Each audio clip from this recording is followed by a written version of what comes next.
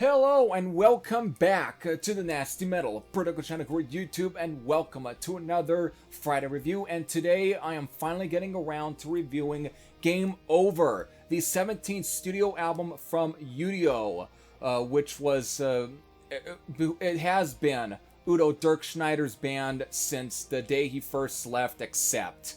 So he has had this band for a long time. He even fell back on this band when he had for the second time had left Accept during that brief sort of reunion era from at least those 3 years or so, from 93 to 96. He had fell back onto, of course, the U.D.O project, and since at least 1997, this has been his project ever since. And we are here in 2021 with, of course, a brand new album from U.D.O. Again, to kind of bring up all the dates of this was originally released through Avalon Music on October 20th.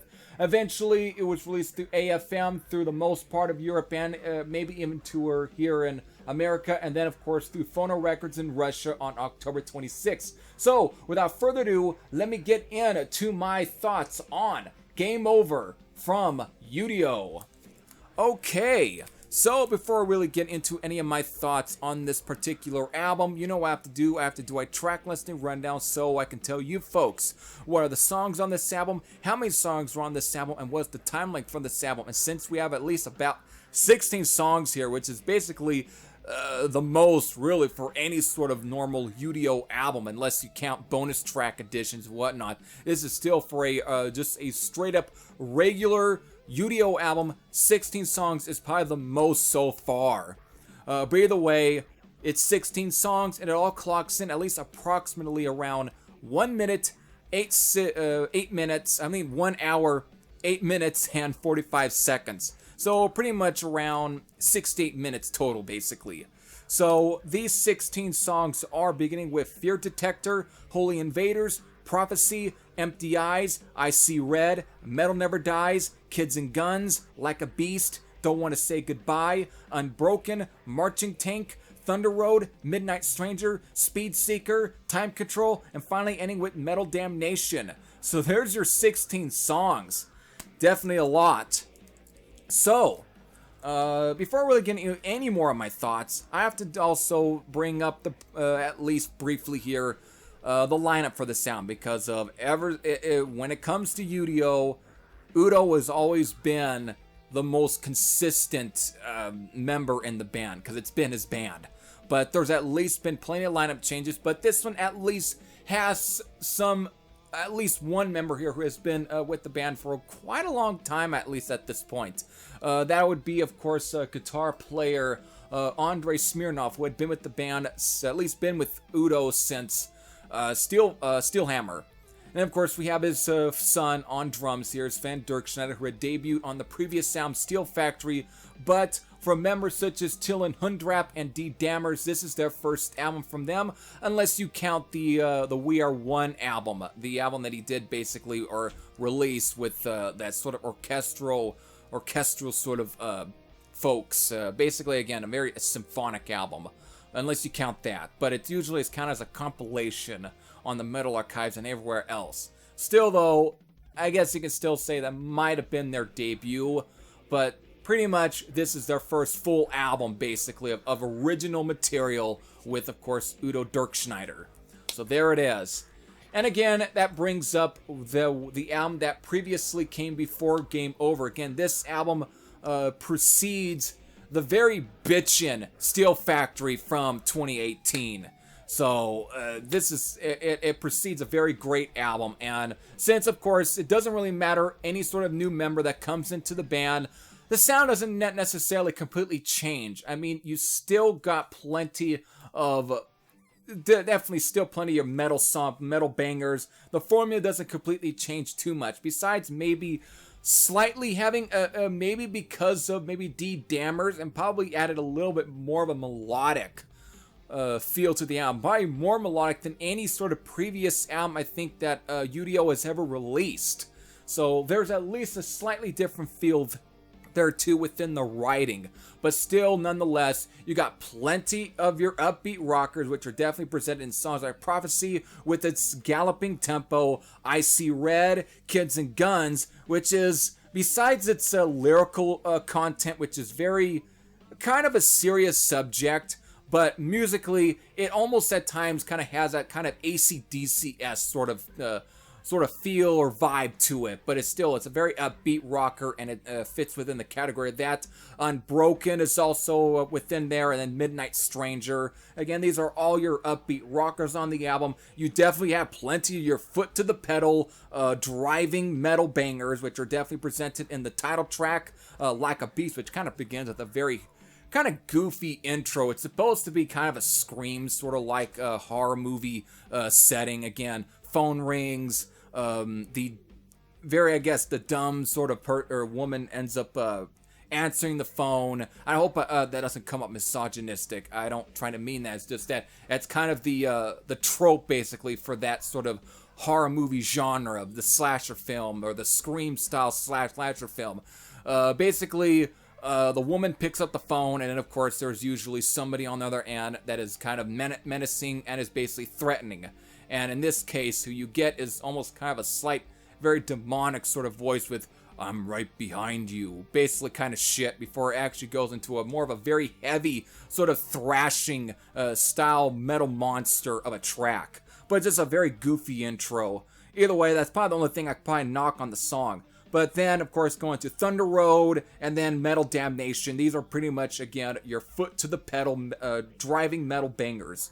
And of course, you got plenty of your balls to the wall, except as pounders, which U.D.O has pretty much been going with this formula since the day he really formed U.D.O, and all of his albums always have these. Because again, U.D.O was pretty much, again, one of the main sort of driving forces behind some of those classic Accept albums. You got plenty of those styles within this album. Again, found in songs like Holy Invaders, Empty Eyes, Metal Never Dies, Marching Tank, which is a little more of a slower mid-paced track, but it still fits this sort of category.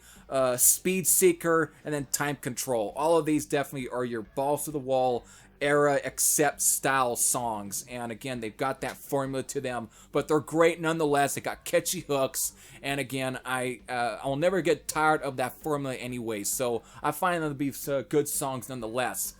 The only interesting song on the album is that there's one, at least on the album, is basically, let me kind of bring up again, Don't Want to Say Goodbye, which is the sole ballad on the album. It's the only ballad on the entire album, actually, which is kind of something, because usually there's at least more, maybe one or two, maybe sort of semi kind of melodic ballads or rockers that you might find on some of his albums. I guess previously found maybe on Steel Factory, or even into a Steel Hammer or those albums. But this one only has one, probably because of the fact that it's mostly dominated by very guitar-driven songs.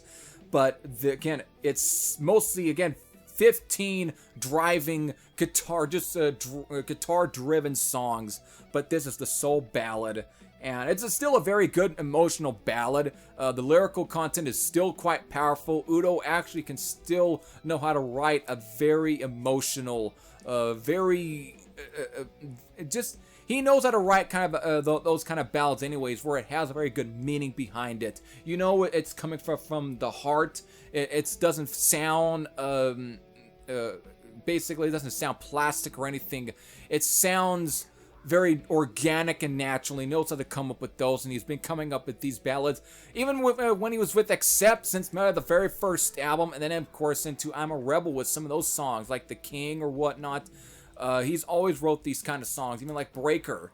Winter Dreams off of Balls to the Wall is definitely one of those really great sort of U.D.O sung power ballads. So he's always known for coming up with great ballads, and he came up with plenty of great ballads into U.D.O. But this is definitely a fine ballad. Probably not my favorite ballad he's probably done, but it still is a fine, top-notch ballad, and he knows how to craft one. Again, you never expect anything less from U.D.O himself. But either way, nothing's really bad on here. Every sort of riff, every song at least has a hook to them. He knows how to come up with plenty of very cool guitar, or at least the guys he gets in the band come up with very cool guitar riffs, but he's usually at least one of the driving force behind those ideas and whatnot. They know what U.D.O wants, at least on an album, but they might try something different and he might be up to that. But for the most part, you know what to expect from U.D.O, and that's usually what you should be expecting. Because again, if you love his sort of style, then I think you'll definitely like, and pretty much for the most part, most of the songs or the material on this album. So it doesn't stray anything far from the previous albums, and that's pretty much what you want. That's why you buy one of these albums anyways from U.D.O, is you expect this kind of stuff because you love this type of formula, and the same just as me. So that's always, but pretty much those are my positives for this album. The other sort of knock I can give, besides my little knocks made towards Like a Beast, mostly the intro part and whatnot, is the production. Even though it is at least produced by, I always just refer him as Martin Mattis, because I can never really pronounce his last name, who has produced, at least worked on pretty much the album since Decadent for U.D.O, and even did some stuff for Anvil, like Anvil is Anvil, and of course, Legal at Last. So he's done work with them. He's always provided great sort of production and mixing to those albums, make them sound pretty much great as they are. He always knows how to make them sound great. But that's also due to the fact that he had help on those, whether it would be with U.D.O, with like Jacob Hansen on Steel Factory, or even with Jörg Eucken on Pounding the on Legal at Last, actually. Or even Jacob Hansen helping out with Martin on Anvil is Anvil. That's why those albums sound great, because he had extra help. This has been solely him, and I feel like you kind of get the more of what his sort of actual sort of style, which kind of sounds flat at times compared to the previous album's production qualities. Which again, that's one of the reasons why Steel Factory sounds so fucking bitchin', is because of it sounded massive, it was big, it was bold, it sounded it was like literally being inside a Steel Factory itself, with fucking U.D.O and his band of mercenaries just literally fucking driving out fucking tunes and whatnot, and just basically just jamming. Basically, they're just providing just great metal songs. It just sounded like that. This one, it just sounds kind of flat and anemic at times. And again, with the guitar tones being at times very boxy and sterile, with of course the drums having somewhat a little bit of power behind them. So I feel like the album itself is bogged down a bit by its very flat mixing and production. But either way, what saves the album for me is the overall writing and the performance of the band, which is always top notch. So there we go. Those are pretty much my overall thoughts on this album. So there it is. So before I guess right here is where I'm ending things. It's time to just get into my rating, folks. I'm giving it a 9.25 out of 10. Because again, it's a very solid album from U.D.O. Again, I mean, no pun intended really for the word solid. But again, if you're familiar with U.D.O.'s albums, you know that he had an album called Solid. Still, he's always been consistent, maybe at times too consistent, but it's usually met with at least still plenty of great driving songs with plenty of hooks behind them and plenty of great riffs. Everything sounds pretty much great about them. Just that the only thing I can knock it down to at least 9.25 instead of up to maybe a 9.35 or a 9.45 is probably because of due to at least a slightly lacking production job on the album. Again, coming from a guy who actually, at least the guy who produced it, who did great work before. But again, that's probably due to the fact that he had help. So that's only my sort of slight, really sort of knock, really big knock on the album itself. But either way, everything's solid on the album. I like almost most of the stuff on here. I think those are the qualities that saves the album and still keeps it within at least the 9 point whatever range, basically, in my rating. So there we go. If you have at least heard this album and you have any sort of positive or negative things to say about the album yourselves, you can leave them in the comments section below. But if you definitely want to check out any U.D.O, I think it's still a fine album in its own right. So there we go. Hope all of you enjoyed. This is Heavy Thrasher saying I'm out, and I'll see you all later. Take care, everyone.